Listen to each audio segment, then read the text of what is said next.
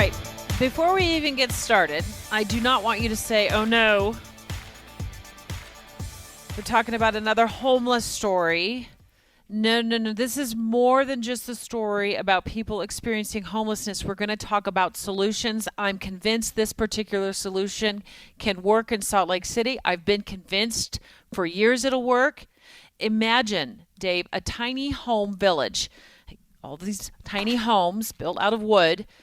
Instead of these makeshift campsites that we've seen along the Jordan River over the years that pop up around Library Square, now around the police department even, I think this is a viable solution.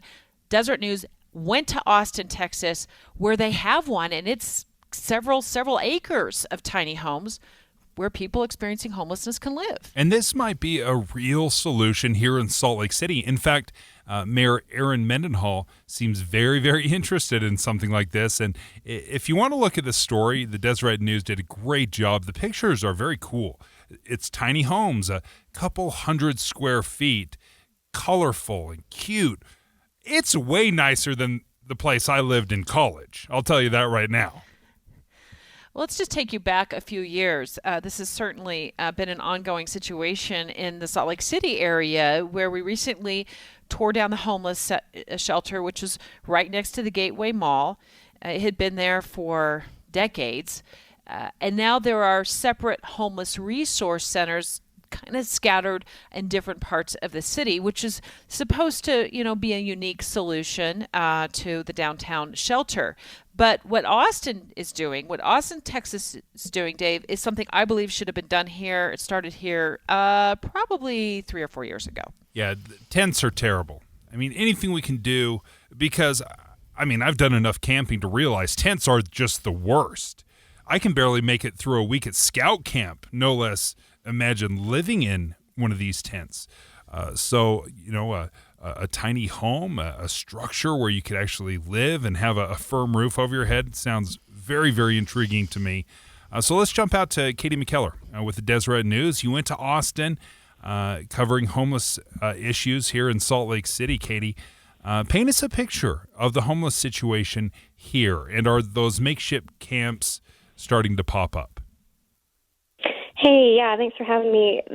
Of course, I think we remember Operation Rio Grande when a few years ago when things got really out of control around the Rio Grande area, around that old downtown road home shelter. I think since then it's really dispersed throughout the whole city, and it's kind of come back. I think with the pandemic, anecdotally, homeless advocates will tell you they can feel it getting worse. There's just several areas it's cropping up again. I just got an email today or yesterday about how it seems to be getting worse along the Jordan River again. Just tents, camping. I've talked to these people who are on the streets.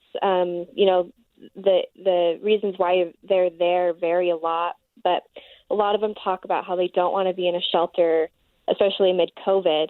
They worry about being in an enclosed space like that. Others just want to be there and do their own thing, may not be ready for drug treatment, may not want any type of treatment. So the reasons run the gamut, but it's definitely a tricky issue that doesn't have an easy solution.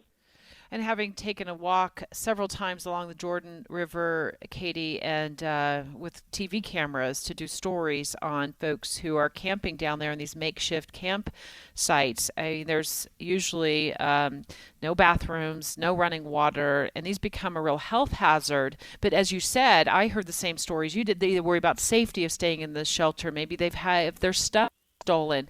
They don't feel like they have a permanent address so they can get, applying for jobs and get information back from an employer. So there's all kinds of different reasons.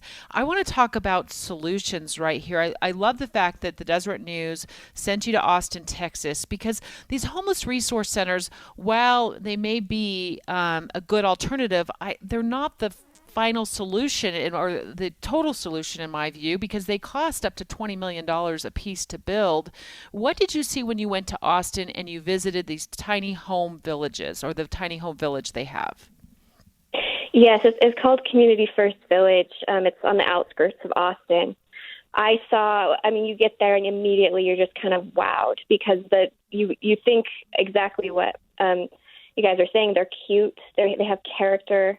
It feels like a neighborhood. It's just a fun place to be. I mean, walking around this neighborhood, I just noticed that a lot of the residents seem to know everyone's name. It has a very much community feel.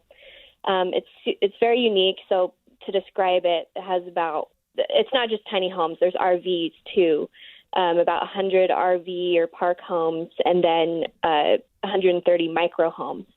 Right now it's 27 acres, but it's under construction to expand to include an additional 310 tiny homes to total 51 acres. So, and it could expand even more. And that has to do a lot with the commitment from the nonprofit Mobile Loaves and Fishes and the CEO, Alan Graham, who's done a lot. 75% of their operating costs come from philanthropic efforts, is what they tell me. So, and this is not cheap. So far, it's cost over $45 million to build, is what they say. And how many people is this housing? Mm-hmm. At full expansion, well, currently they told me about 190 people.